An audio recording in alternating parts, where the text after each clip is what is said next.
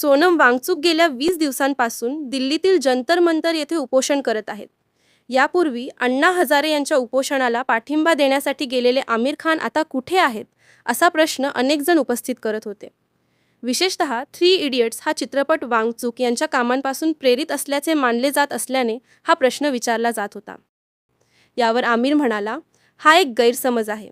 आम्ही 3 इडियट्स बनवत होतो तेव्हा मी सोनम यांना ओळखतही नव्हतो. अलीकडेच मी चतुरचा एक व्हिडिओ पाहिला. त्यामध्ये त्यांनी असे म्हटले होते, पण ते चुकीचं आहे. कदाचित त्यांना तसे वाटत असेल. पण या चित्रपटाचे लेखक राजू आणि अभिजित जोशी आम्ही कोणीच त्यावेळेस सोनम यांना ओळखत नव्हतो. यानंतर आमिर यांना सोनम वांगचुक यांची खालावत चाललेली प्रकृती आणि त्यांचे बेमुदत उपोषण याबाबत प्रश्न विचारण्यात आला. यावर त्यांनी सांगितले, आपण सर्वजण त्यांच्या प्रकृतीबद्दल आणि त्यांच्या आयुष्याबद्दल खूप चिंतित आहोत.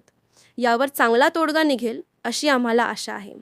आम्हा सर्वांची इच्छा आहे की त्यांनी त्यांचे उपोषण संपवावे.